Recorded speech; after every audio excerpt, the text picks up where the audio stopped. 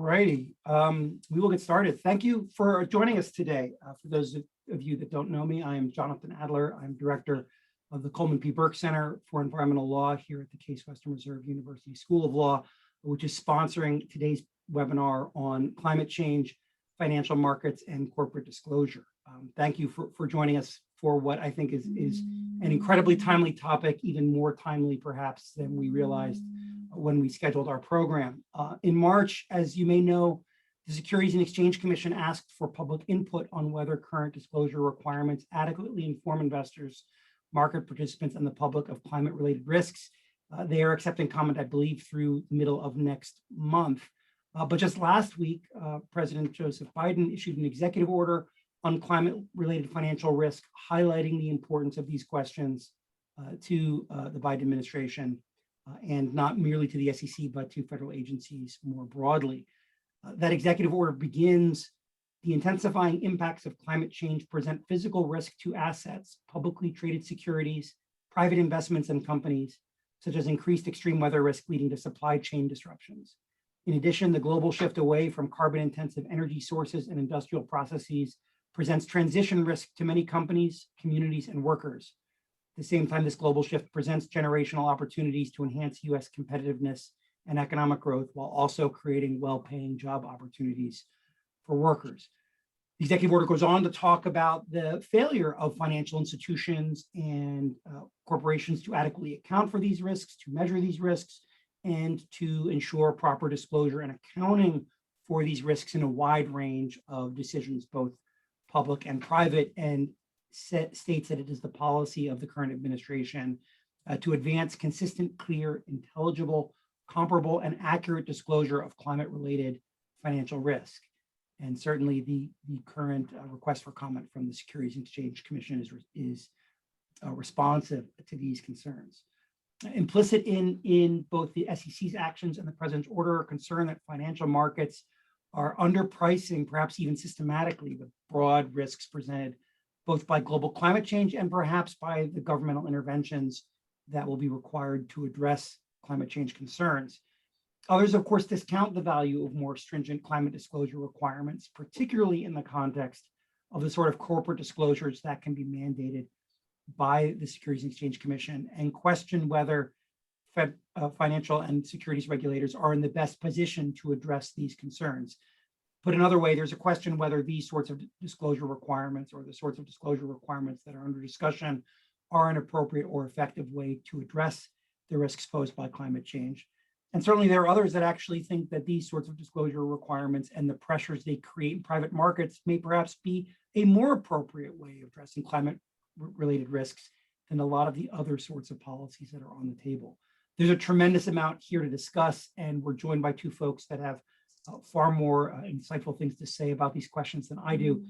So I want to turn the program over to them. First, we are going to hear from Madison Condon, who is an associate professor of law at the Boston University School of Law, where she teaches environmental law and corporate law courses. She was an attorney at the NYU School of Law's Institute for Policy Integrity, where she participated in litigation related to various federal regulatory policies, and she clerked for Judge Jane Kelly of the U.S. Court of Appeals for the Eighth Circuit, and was a postdoctoral fellow at the Earth Institute at Columbia University. Then we will hear from Kevin Haberle, who is a professor of law and a fellow for the Center for the Study of Law and Markets at William and Mary Law School, where he also teaches courses in corporate and securities law.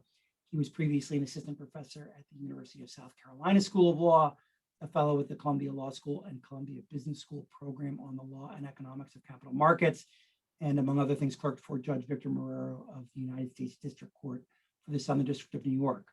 But that's enough from me. So I'm going to turn it over to our first guest, Professor Condon. Thank you so much, Jonathan, and thank you so much, Kevin, for being here. And I really look forward to our conversation. So I think that Jonathan did a really good introduction to cue up to sort of like where we are at this moment in time, where there's been a lot of attention on climate risk disclosure. This is actually my second climate risk disclosure event of the day. That's like how much people are talking about it. So Yes, the Securities and Exchange Commission is soliciting comments for input about what it should do about implementing mandatory climate risk disclosure, and they asked a bunch of questions. So I've written this paper that I'll talk about, which is called Market Myopia's Climate Bubble, which I argue, which is basically sort of supposed to be a list of justifications for why the current disclosure regime or information regime is failing to accurately assess and disclose and respond to the risks and the costs of climate change. So I break down, so this is, why the traditional enforcement regime of the Securities and Exchange Commission and the current financial statement regime that's laid out in the 10Ks and the SKs and the both annual and quarterly financial statements don't really cover the types of climate risks that we should expect increasingly in the future. So I break them down into 6 different categories, why we should think that climate risks are distinctive and just different from other types of financial risk. So the first is lack of asset level data, outdated means of risk assessment, misaligned managerial incentives, market structure that affects shareholder demand for this risk assessment, various misinformation and biases that affect different financial actors in the market, and finally, regulatory capture. So I'll talk about each of them, some more in depth than others, and then I'll pause and turn it over to Kevin, who I think will be a little bit more skeptical of my argument for regulatory intervention in this space. So importantly, shareholders and analysts lack the fine-grained asset level data that they need. So stuff like where corporate operations are located, over which routes their supply chains travel, where they get sources and quantities of inputs like water and energy. This is the stuff you actually need to know to assess their exposure to climate change, and yet is not the type of information that is typically disclosed in financial statements.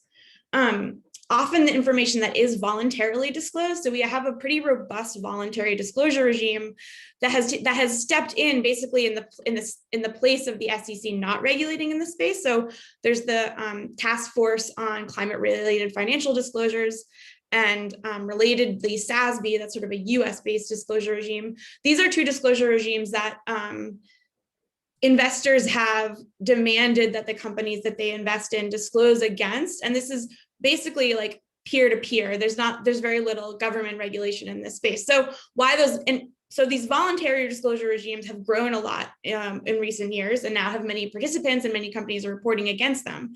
And yet they still sort of fail to capture this types of asset level information that we're talking about.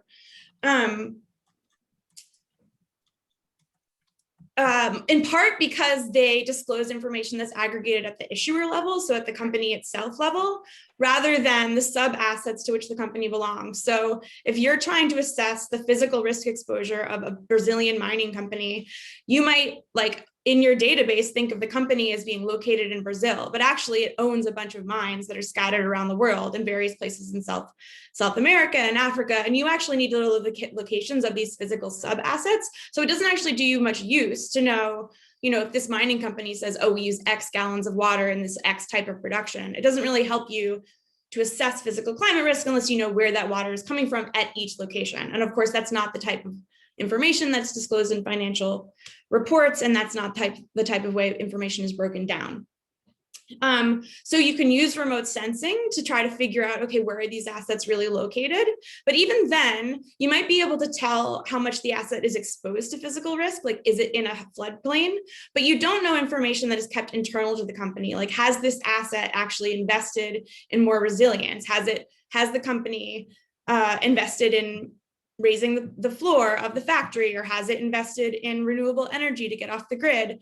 You don't necessarily know information that's kept internal to the company, so it's really hard to assess resilience as opposed to mere exposure, which is really important when assessing, trying to assess different company competitors and company peers. Okay, so the traditional methods by which market actors assess risk may be especially prone to failure in a climate changed world. So financial models, many of them, including those that impact capital allocation decisions that are made within a company, rely on historical facing data to make future projections of risk. So of course, in the climate context, the future will look very different from the past.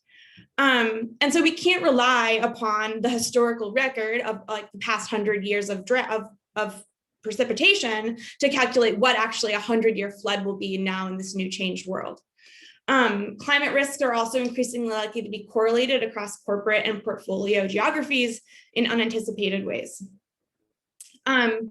So traditional means of risk assessment might ignore latent risks. So the entire capital stock of corporate America was built using engineering specifications that were meant to endure certain temperature and weather extremes, which now might be regularly exceeded. So a facility that was built to withstand a 100-year flood may now have a much higher likelihood of failure. And it's not really clear which actors in the market are actively seeking out and uncovering this risk exposure, these latent risks.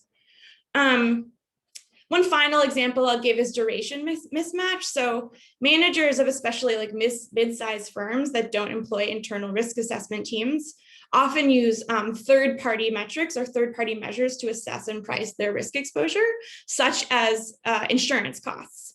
But insurance, most of it, especially corporate insurance, has 1-year annual premium. So the risk can be reassessed and repriced every single year. So if you're trying to use your insurance to price the risk on a piece of capital that you're expecting many years of returns from, 20 to 30 years, you can't use an annual insurance premium to price your climate risk exposure.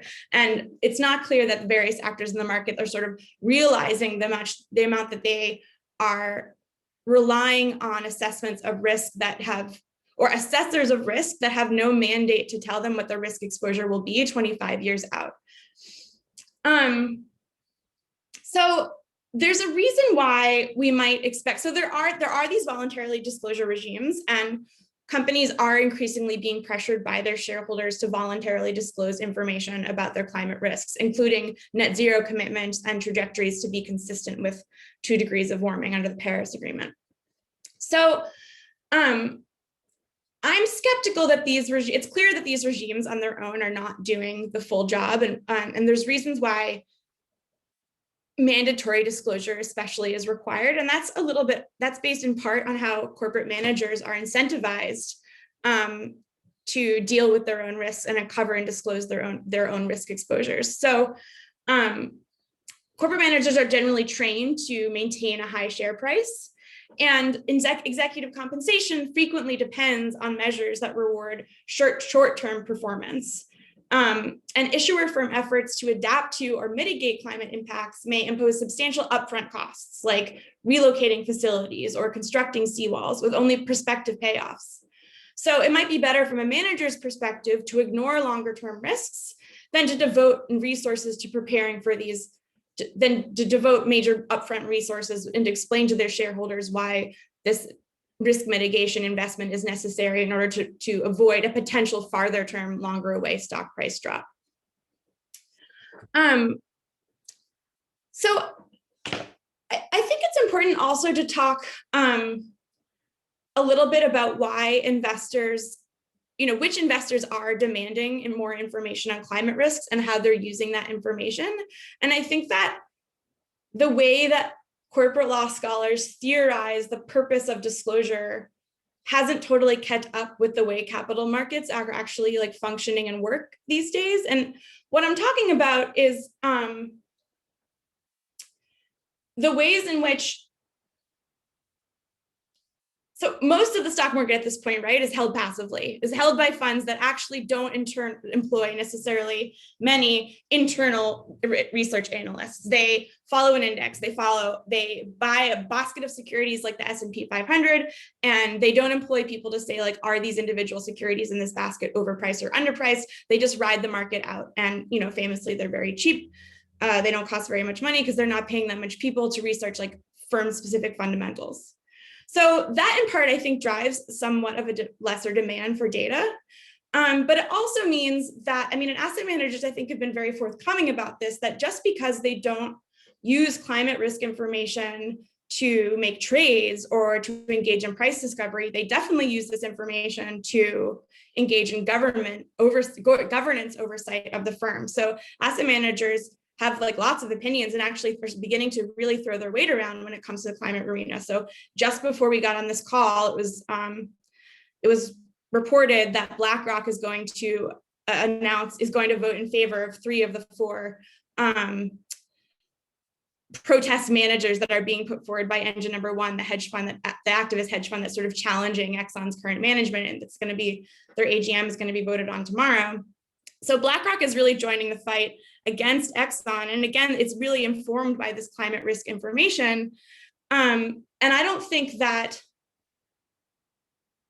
we've fully thought through in our disclosure regime the ways in which these large asset managers use disclosures to do things other than trade stocks. And I think that's something to think about, especially in the climate change context when we think about asset mispricing.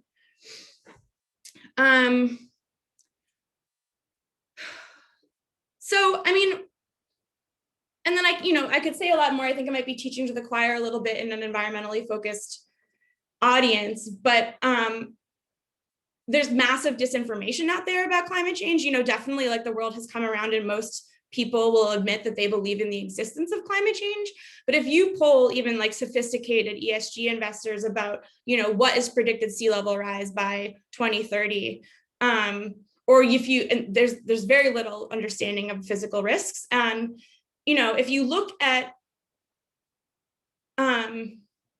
so like a large survey of like more than 500 institutional investors asked, do you believe that we'll stay under 2 degrees of warming by 2100? And more than 60% of them said yes. But if you look at the valuations of their portfolios and the amount of aggregate fossil fuel that their portfolio investments assume will be burnable and profitable, it is definitely inconsistent with 2 degrees of warming. So there's something happening there in terms of like a cognitive disconnect between where they're putting their money and their beliefs about what the physical world will look like.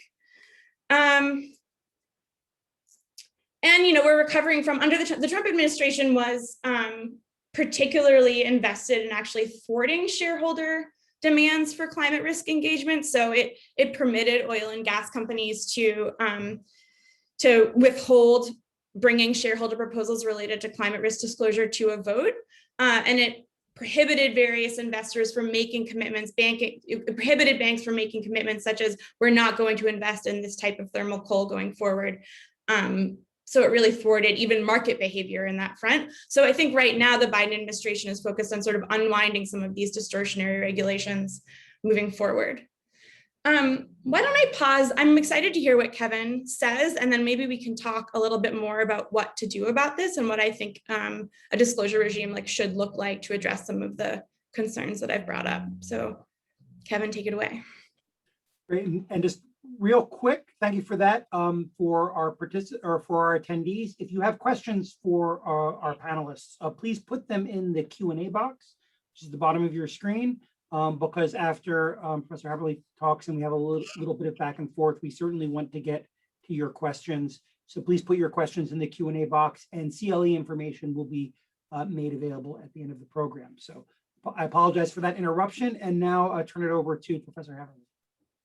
So thanks for having me. I'll start with kind of a broader framework to think about security-specific disclosure law. And then at the end, I'll transition back so that we can have a back and forth engaging conversation about so many of the issues that Madison raised. So I'm going to step back here for a moment and just think about this from the perspective of someone who studied securities law for maybe too long. But the basic idea is that mandatory disclosure law sits at the foundation of modern securities law. And the idea behind that is that public company disclosure has significant social benefits. The main ones relate to improve liquidity in the market and improve stock price accuracy in the market. Liquidity and stock price accuracy in turn lead to good things. What are those good things? Well, those good things might surprise many.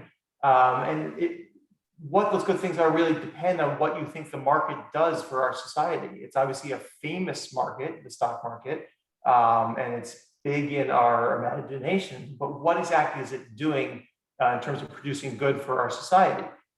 Well, it depends on what you view the market as doing.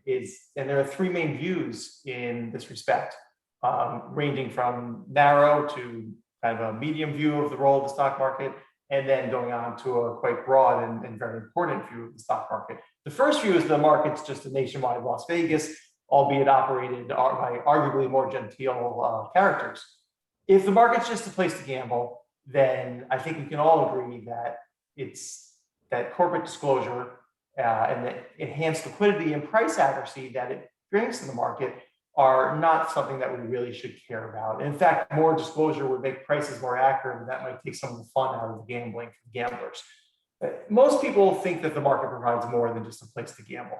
The next view of the market is that it provides a valuable wealth storage function, but nothing more. So it's still a somewhat narrow view of the market, but here we bleed over to have an important role that's played by the stock market. It's a place where people can put their savings and grow that savings thanks to a risk premium that's provided to investors. If you hold this view of the market, then you might think, well, liquidity is very important. It allows investors to get in and out of positions of investments at low cost, and that's important. But if you read the literature on asset pricing and illiquidity, you'll see that the story is much more nuanced. And in fact, long-term ordinary investors have much reason to prefer less liquid markets rather than more liquid markets. The idea is that they get an extra risk premium by investing in long-term positions of stock, because so many other people are trading in and out of those stocks quickly, and those other people are setting prices and they have to discount the price that they apply to the stock because the stock has so many costs associated with getting in and out of the position. So the short-term investors, they're hurt by illiquidity, but the long-term investors, because of the way the pricing is set up by short-term investors, the long-term investors get this extra premium that is imposed by the short-term investors. It gets pretty complicated. I'll leave it there in just a broad way, and we can come back to it if it comes up. The second benefit that I mentioned earlier of the stock market and of particularly disclosure in the stock market is that it produces more accurate stock prices. When stock prices better reflect their fundamental values, capital is allocated more efficiently, but that's not something that a wealth saver necessarily cares about. A wealth saver cares about the risk premium that he or she is getting by investing in the market. And the less accurate that prices are in the market, the more uncertainty there is, the larger the risk premium that compensates investors for the risk they take in investing. So there doesn't seem to be a compelling, or at least this is the consensus view, is that there's no compelling reason to want more disclosure if what we see the market as is a place to store wealth and nothing more. Professors Easterbrook and Fischel summed up this view nicely. Paraphrase it by saying that the view that ordinary investors are protected by increased corporate disclosure is as unsophisticated as the investors it seeks to protect. The third main view of the stock market is that the market provides a nerve center for our economy, a nerve center for the production of real goods and services in our economy. Here's where disclosure and hence liquidity and price accuracy matter. So the idea is that when prices are more accurate, the market essentially allocates our scarce capital more efficiently.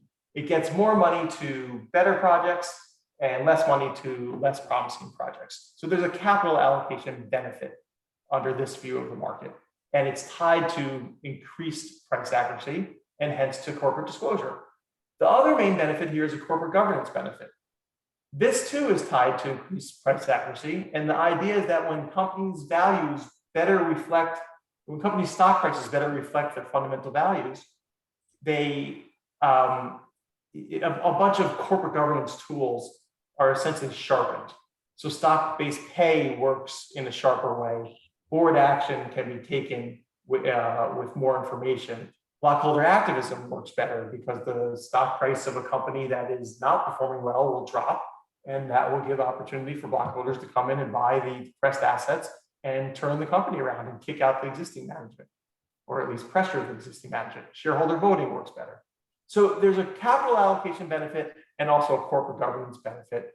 Each of those result from enhanced price accuracy and therefore enhanced corporate disclosure. So there are very much reasons to like more corporate disclosure in this securities-specific framework for thinking about corporate disclosure. Moreover, increased liquidity makes the market better for shorter term investors, including informed speculators. So they're able to get in and out of positions very quickly. They're able to find underpriced stocks, buy large positions into them, and then sell out of them quite quickly without incurring large transaction costs. So while I said earlier that illiquidity helped long-term investors, liquidity very much helps shorter-term investors, including informed speculators. So there's this connection between liquidity on the one hand and price accuracy on the other. The more liquid the market is, the more this activity you're going to have by informed speculators and those who they procure information from, where they invest in information and then they analyze that information and then they impound it into stock prices. So increased liquidity improves price accuracy as well, and therefore improves capital allocation and corporate governance. These are the main benefits to increase corporate disclosure, at least when you're just thinking inside the securities world. Obviously, we can broaden out and think about the value of information beyond securities markets, but I think we're focused on financial disclosure here today. And I think there's a special focus on the SEC's role in enhancing climate impact and climate risk disclosure. Okay, so public company disclosure has some significant social benefits, even if they're not quite what you might have thought they were before you came here, unless you're a securities lawyer or someone that's worked in this area. Do we need the law to come in here and mandate more disclosure, or can we leave this to market forces to get to a more optimal level of disclosure? And here there are two views, which I've pretty much just said. One camp says, hey, leave this to private ordering. Managers have an incentive to develop a reputation for being transparent with the market. The more information that managers provide to the market, the more analyst coverage they're going to have. And the less the analysts in the markets, sell side or buy side analysts, either one, the less those folks are going to discount the price of the stock due to some kind of lack of transparency. And managers, of course, don't want their stock price further discounted in any way, because, as Madison noted earlier, managers generally like a higher stock price rather than a lower stock price. For one thing, they are paid heavily in stock-based compensation. For another thing, once again, you don't want to have a low asset price, a low price in the market for your stock relative to your book value. That makes you primed for a takeover or the like. So, of course, there's a problem with just leaving things to the private market and to private ordering on its own when you're talking about corporate disclosure. Firm managers have obvious incentives to underdisclose information to the market, namely to undisclose negative information, but believe it or not, to underdisclose even positive information. So obviously, firms won't want to disclose negative information that hits down their stock price. That's going to hurt their stock-based pay. That's going to reduce the amount of money that the company has to make acquisitions. It's going to reduce perhaps standing with suppliers. It's going to reduce some pride issues that it's going to trigger some pride issues even at the country club, perhaps. Then you have positive information that you'd think companies would, well, we'd love to get the positive information into our stock price, but there are reasons to withhold positive information. For example, you might want to engage in a management buyout of the stock backed by private equity or some other source. In that case, you want the stock price actually to be depressed so that you can buy it. You also might not want to tell your competition just how well you're doing. So the bottom line is that the private ordering approach is interesting, but it, of course, is going to leave you with a suboptimally low level of corporate disclosure. Firms are going to underdisclose. Great. So the second camp comes in here and says, well, we can solve this. We'll have more law and we'll require more corporate disclosure. Pretty easy solution. And as attractive as that sounds, and as obvious as it might sound, what you've done is essentially replaced the problem of suboptimal low corporate disclosure with a problem of suboptimal high corporate disclosure. After all, regulators will likely require more disclosure than is optimal. For one thing, there appears to be a lot of confusion about the role of corporate disclosure and the protection of ordinary investors. And there's a general inclination to at least publicly represent yourself as someone who protects pensioners. For another, there are considerable capture and rank seeking issues at play. I mean, if you're at a big four accounting firm, what level of financial statement disclosure do you want? Obviously, a very high level. You're going to make a lot of money off more complex, more comprehensive disclosure. What about major law firms with securities disclosure practices? They're going to want more disclosure rather than less, no matter what they talk about with their clients separately over drinks.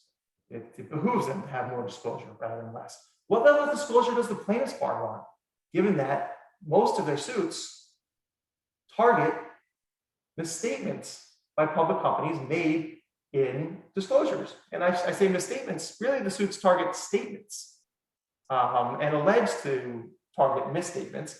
These suits are thought to be very overbroad, at least the private ones that are brought. Even if they serve a valuable social function, they're thought to be very overbroad. All of these groups have much incentive to want a regulation SK, that is the regulation that lays out what companies should disclose, what public companies should disclose to the market.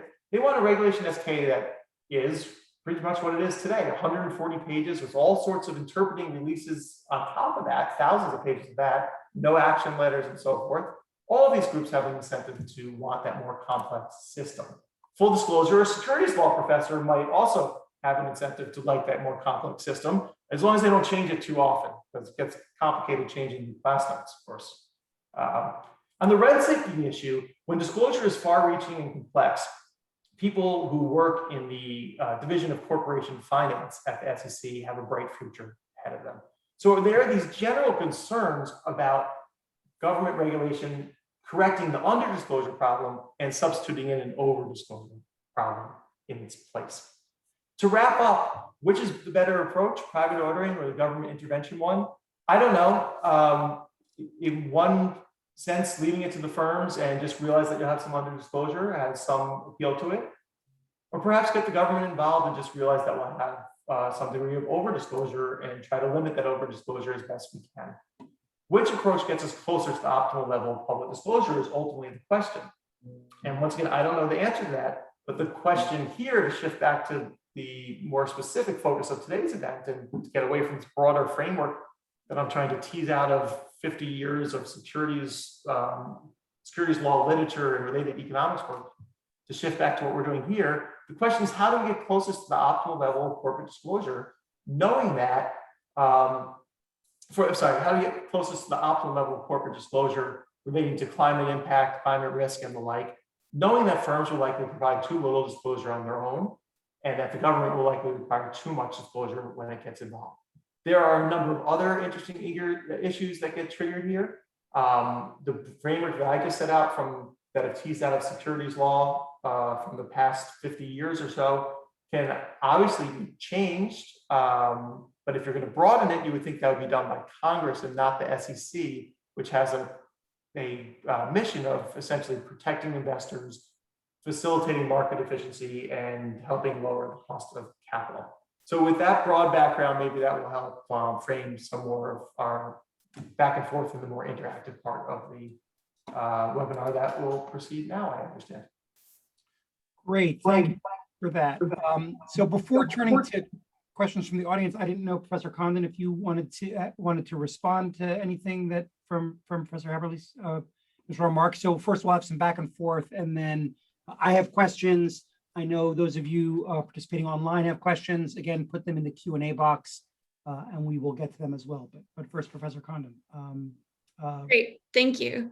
I guess, Kevin, the one thing that kept coming up to me in my head as you were talking is how climate risk is just really different, and how the separating out, and especially as you were separating out sort of like the different roles or views of how the market works, and the systemic nature, or this systematic, depending on what statutory regime you're talking about, nature of climate change, I think does render it different. And so, there is this question of like, is the Securities and Exchange Commission primarily just for investor protection, or does it actually have like a financial stability mandate? Like, does the SEC, in designing its disclosure regime, have the authority to think of climate change as a systemic or a systematic risk? So, for everyone in the audience, I'm sort of talking about, in terms of systemic risk, I mean a risk that could result in financial contagions, or like many banks failing at the same time, say like major hurricanes hit many different major cities in the US. It's at the same time as the government like regulates very, very aggressively, and the price of oil and gas assets bottoms out. Like, could this result in a financial crisis? Or do I just mean systematic risk, which is like a risk that can't be diversified away because it affects it affects macroeconomic on the macroeconomic scale. It is like affects growth. And I think that climate change has the potential to be both of those things. And given that most investors are diversified and that climate change is a thing that will actually result in like GDP levels of loss, percentages of GDP levels of loss to the market, does it then sort of like mush all the different types of your versions of like what the market's supposed to do together a little bit? Like all of a sudden investor protection becomes similar to thinking about financial stability. And this difference of like, yes, we as a society think that it's important to like allocate capital efficiency, this sort of like nerve center idea of like what the capital markets are for, I think blends into this idea of like, well, most investors are large diversified investors. So they also sort of are thinking like in a society-wide perspective of like, climate change will be bad for everyone, not necessarily, maybe it won't be bad in the very short term for Exxon investors if everyone just like forgot about climate change, but actually for everyone's portfolios better off flourishing like in the next 15 to 20 years. We should think about climate change as a systemic risk and mandate disclosures that like have that eye towards spillovers. So that's one thought I was thinking of as you talked. Yeah, so if we think about it as aggregate systematic risk, then it's risk that will affect pricing in the market.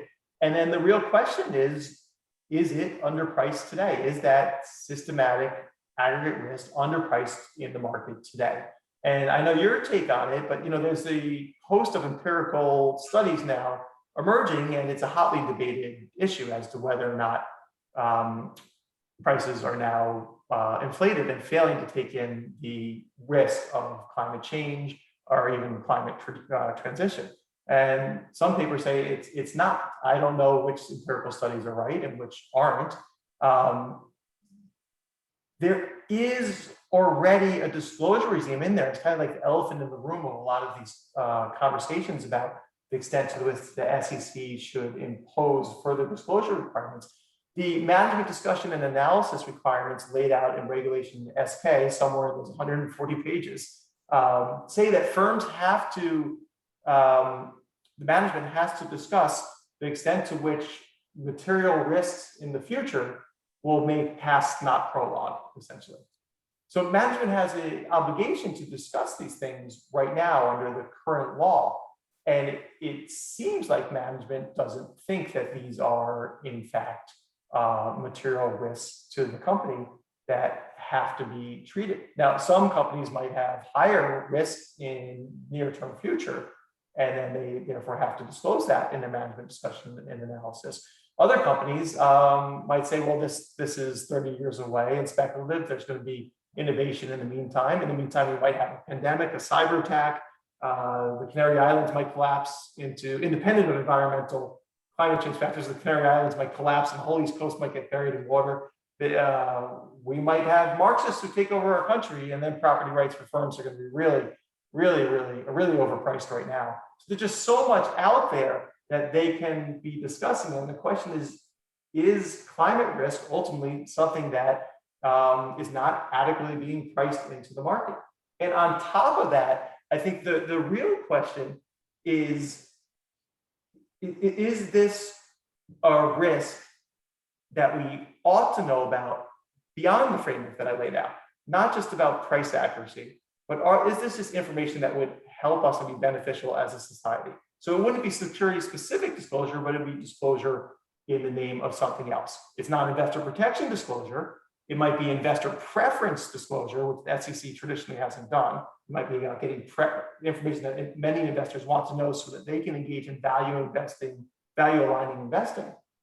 But it's not traditionally the type of disclosure that you would have from the SEC. And if that's the case, I would think it should come from Congress, and Congress should do some sort of cost-benefit calculation. And then the whole regime that we have on top of the securities disclosure regime, the fraud overlay, namely, would be different because that overlay is all fixated on price accuracy and liquidity. So it raises a ton of interesting issues. Ultimately, there's an empirical question that separates me from totally agreeing with you. If empirically it comes out that climate risk is underpriced today, then I think there's a very strong case for having the SEC itself come in and require more climate disclosure, because pricing, as in that framework that I laid out, is important. Professor Condon, did you want to respond to that, or should we go to? Oh, yeah, I mean, so if anyone's interested, I survey what I update it periodically. What I see is sort of the existing landscape of empirics, and I feel I have a background in engineering, so I feel more comfortable talking about mispriced physical risks, because I actually am sort of in some ways more confident about like what sea level rise will be in 10 years than I am like how much will the world like get its act together to aggressively regulate climate change. And I find the empirics on physical risks being mispriced to be like very persuasive. BlackRock has put out some really good research on both mispricing of in the muni bond market, and electric utility equities, and the commercial real estate market, showing mispricing of physical risk in all those markets. There's other studies that have, if you had used 427's heat risk index, 427 is a physical risk consulting firm that was bought by Moody's. Had you followed an investment strategy that followed their heat index, you would have made like crazy bananas returns, evidencing that this risk has been mispriced in the market. And I just think anecdotally, I'm very persuaded anecdotally that these risks that the market its head is completely in the sand, especially with respect to physical risk. So if you could point me to some of the studies that show the opposite effect, I think maybe there's a little bit more in the transition space, because it's like the counterfactual is so much harder to prove. I would be interested in seeing those. Yeah, Patrick Bolton at Columbia Business School has at least 2 studies on climate risk, and I believe they come out that the market there's not reason to believe that the market's underpricing them now. Talking about public companies not underpricing that risk. Yeah. Dr. Cochran at the Hoover Institute has something written on this, and Dr. Zeichner, I'm not quite sure where he is, but he testified recently in front of the Senate Banking Committee on the fact that these prices aren't undervalued. Aren't overvalued. And I think just more generally, there's a concern that even if you had more disclosure by public companies, that the disclosure wouldn't be that helpful in better pricing. This is really a problem, right? That the disclosure wouldn't be that helpful in even correcting a mispricing, assuming there is a mispricing, because firms are going to be so cognizant of the litigation risk associated with any kind of corporate misstatement. And corporate misstatements are targeted by a very aggressive litigation regime that's very tough for firms to face, and almost every case settles when a firm is targeted. Firms are so scared of that regime, that private class action regime, that they might articulate these climate risks in such a broad and unhelpful way that the market looks at the disclosures and says, thanks, they just said if the climate changes, our business will be severely affected, and what can we do with that? So I think there are a number of issues on the mispricing front, but I think your paper nicely hones in on the issue. Mispricing is the main issue here. So turning to some of the questions we're getting in the queue, we have a couple questions that relate to, I guess, what we might think of as some jurisdictional questions. Ted Lamb raises a question about the state level climate risk disclosure bills that were introduced this year in California. One which would require disclosure by large corporations, and another would have created a distinct, more detailed disclosure standard for the state. So he would ask what your thoughts are about state level disclosure requirements, and then Jonathan Taylor raises the international aspect of it, and the fact that it's not merely the United States is not the only regulator out there, and for many corporations, the disclosure regime being developed in the EU, including the ESG disclosure regime that they have, certainly has an effect. So one question about states getting in the disclosure mandate business, and another about the effects of requirements coming from other countries. So I don't know which of you wants to take that first, but those raise some questions that I think are interesting. Hi, Jonathan. How's it going?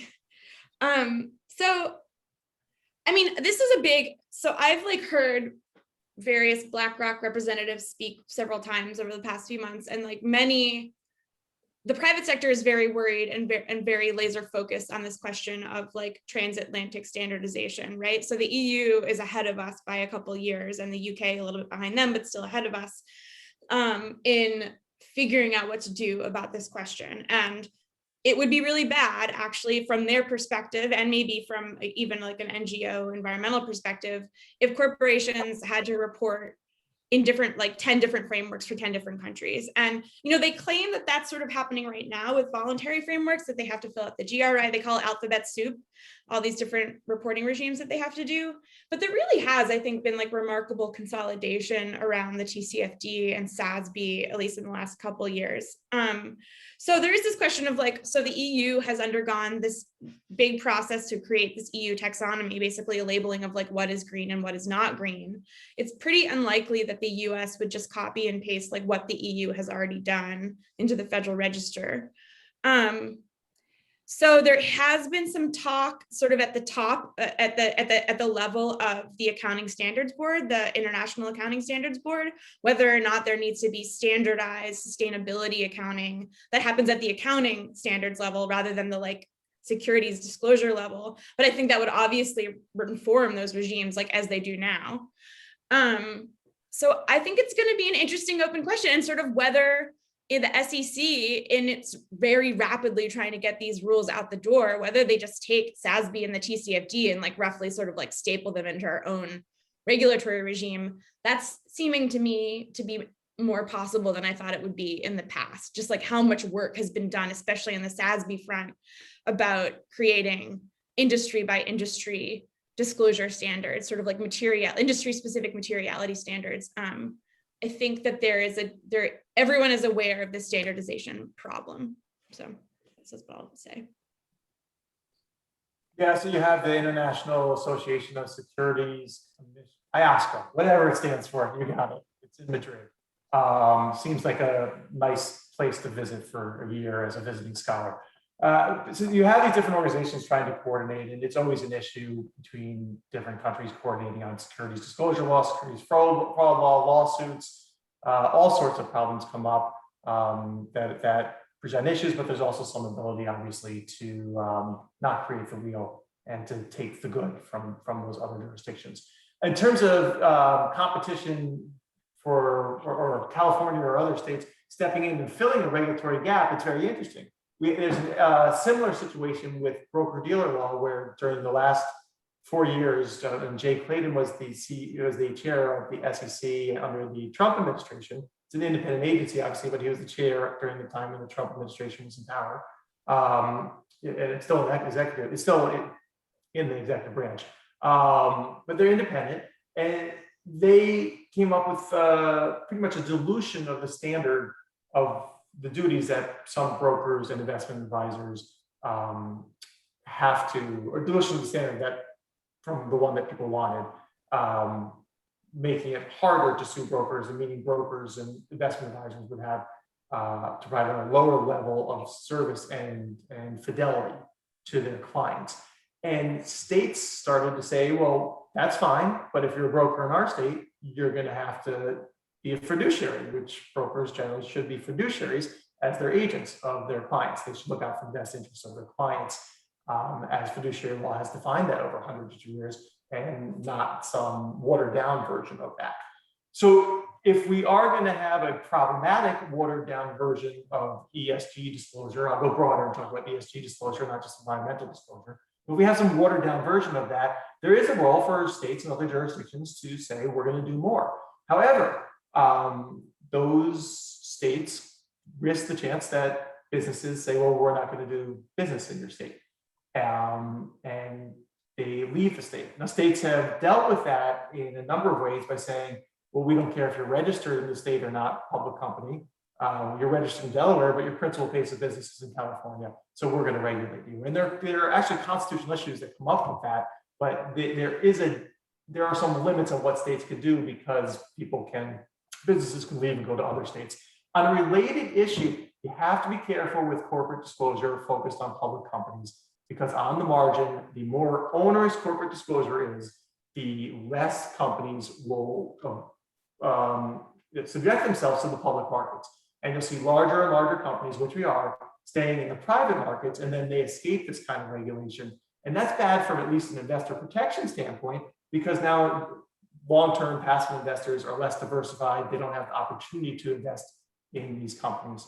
So I think you have to be careful with some of these partial regimes. Personally, I think a better way to go about all of this is to have a carbon tax against both public and private companies, and not divide this line between here are companies that are regulated by the SEC, here are companies regulated by California. It would be better to just say these companies produce this level of carbon, therefore they have to pay this level of tax, public, private, or not. All right, we have a question here that the SEC already mandates disclosure of some environmental information, mostly litigation risks and costs of regulatory compliance in Regulation SK, which I know you both mentioned earlier. Given the growing demand for ESG-related information with the current Supreme Court interpretation of materiality, ESG information might be already deemed material for investors. And if so, wouldn't then mandatory requirements be a good thing in that they reduce legal uncertainty and help directors pay more attention to ESG-related issues? And I guess related to that, might there even be an argument that under existing standards of materiality, much ESG disclosure is something companies should already be doing? Yeah, I'll just jump in here for a second, because I do think that ESG disclosure, and we're expanding ESG from environmental disclosure, we're expanding to environmental disclosure from just climate impact disclosure. I'm sorry, climate risk disclosure. But anyway, talking about this area, I do think that the MD&A requirement, which requires firms to disclose material risks, matters. Now, the definition of materiality is actually a little bit different in the MD&A requirement than it is in securities law in general. And cleaning all this up a little bit might be something that's helpful, but I have to go back to the fact that either this is disclosure that is going to have social benefits that exceed its cost, or it's not. The costs involve the production of the information by firms, sharing it with competitors and others and suppliers and so forth. It includes added litigation risk for firms, which I don't want to understate. It's an enormous concern for firms. So there are benefits and there are costs, and I think we have to look carefully at those before we just go and say we like the environment, and then there are problems with what's happening in the environment that almost everyone acknowledges, and therefore we got to regulate firms more. I mean, I think that I think that MDMA section, firms are obviously not just firms to me that are clearly exposed to physical climate risks. And I give like a bunch of examples in my paper, like do not mention in the manager's assessment of potential further risks, climate change. Like I would say that that type of form of narrative format, principles-based disclosure, like has not been working in the climate risk arena. And that's, and partially because of enforcement priorities and like who the last administration was and like general climate apathy before that. That's true. So we could ramp up enforcement. But the SEC have other things to do. There's a trade-off between principles-based disclosure and line item based disclosure. And I think the SEC will be exploring more aggressively, requiring fill in the dot, like what is your scope 3 emissions? What is the amount of water that you use like at this facility if you are a concrete company or if you are a mining company? I do think that that's not to say, so in some senses, the line item disclosure will be better to overcome some of the things we've already talked about, the ways that management is not properly incentivized to disclose the information that they need to disclose to investors. But there's something to be said for principles-based disclosure though, right? You might miss some pretty important forms of risk assessment or forms of communicating risk and uncertainty to investors if you force firms to be more specific than they really have the empirical evidence to be specific about. So there's something to be said for thinking hard about how you communicate uncertainty to investors, especially in this regime that Kevin's been talking about, highlights that is like a highly litigious regime. And it's something that, the whole regime hasn't really like quite handled this unique problem of climate change in the future, how to deal with. Like, the future could look different in like many different ways. And how do you communicate that type of uncertainty to your investors? And, there's been a lot of talk about that. Whether you use scenario analysis, you say like how your company would look under like different states of the future, but you don't assign those states of the future probabilities. So you're saying like, if the Biden administration were to do this, this was like what our projected revenue stream would be like. If it did something like this is what it would be like. And here's like some bounds to like describe investors some of the things that we're thinking about without assigning it like, this is what we think the future will be. So I think that's some stuff to think about in terms of how to overcome this area of too much management discretion, which I think is a problem. Too much management discretion, perhaps, and also too much resistance on management to share information and provide forthright disclosure, which is not a problem specific to climate change disclosure. It's a problem specific to disclosure in general. And many think the reason why is, or a huge reason why, is this very, very aggressive fraud on the market class action regime that we have against managers. So it's possible that if and I'm going to write a paper, kind of one of the main points I want to make is this in the paper. It's possible that if climate disclosure doesn't fit cleanly into that framework I laid out before, if the price accuracy point is not something that gets borne out in the empirical research, there still could be ways in which you can get firms to disclose more. And one of those ways would be by giving a little more guidance on management discussion and analysis as to what you expect firms to provide as material information about why the past is not necessarily prologue, because the climate is changing. So provide more information on that, and to protect those statements from private suits, which is something you could do. You'd still have SEC enforcement, you would still have DOJ enforcement, because anything done illegally under the Securities and Exchange Act is essentially criminal, so long as you do it do it willfully. So you still have DOJ and SEC enforcement, but you wouldn't have fraud on the market suits on this, targeting this type of information, which might lead firms to be more comfortable divulging more information and being more forthright with that information. And there are a number of ways you could do that. Congress could do it, of course. The SEC promulgated Rule 10b-5, under which these class actions are maintained. It can, of course, change Rule 10b-5. And the federal courts have long said with the private action, it's a judicial oak that rose out of a legislative acorn. It's our tree. We get to tend to it, and we get to take policy into consideration when we're determining the scope of the private suit. So there's a number of ways in which you could play around with overlays to the disclosure regime to get better security-specific disclosure. On top of that, once again, Congress is out there. This information is important. You can have this disclosure. You just wouldn't have it in the name of investor protection or price accuracy or the like. It would be in the name of perhaps something more important and broader. But obviously there are problems with getting Congress to act on things and getting things done there, which is, I think, why there's been a movement to do this through the SEC.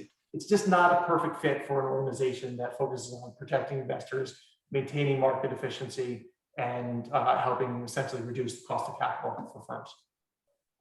Alrighty, we are just about at the top of the hour. We have some more questions in the queue, and certainly lots more we could talk about. I didn't know if either of you wanted to give some brief closing thoughts before we close up the seminar. I guess I really enjoyed this. Nice talking to you, Kevin. I think the more and more I think about this, I think that more attention needs to be paid in like the auditing space, and there needs to be just as much attention on the Public Company Accounting Oversight Board as there is on the Securities and Exchange Commission. And I think that those two agencies really need to work together, because the more and more I dig into these questions, the more I'm, all of these questions about like what statements receive assurance, what is being actually checked by a third-party assessor. I think that those are going to become more and more pressing as companies make more and more outlandish claims about greenwashing, that they're going to, we will capture our carbon by planting a rainforest the size of Brazil or something crazy like that. So I think that's going to be important as we go towards a world of net zero, and all these companies are claiming that they're in keeping with that. And there's going to be a role for regulators to police those statements. My final thoughts are I too enjoyed this. Always good to meet new colleagues too. The webinar, it's always weird when I can't see any of the faces of people in the webinar, but we see you're out there by number. My final thought is that maybe in the background of all this, we should think about what financial markets do. Financial markets provide a lot of information, right? They're information markets, the same way prediction markets are, the same way commodities markets are, all sorts of markets provide a lot of information, and it's very helpful for society. Finance, because it is so focused on the value of cash flows, it's so focused on the value of cash flows in coming periods and not 100 years from now, might not be the best information market to look to get more information about climate change and climate risk. We might want to get that information from elsewhere. I'll offer academic research as a good place to start to support that. Self-serving, but I'll offer that. But there are a lot of other ways other things we look to other than the financial markets when we're talking about climate risk and climate impact. Well, as academics, we all like endorsements of supporting academic research. So that's a great note on which to end. In a second, I'll put up the slide with the CLE number.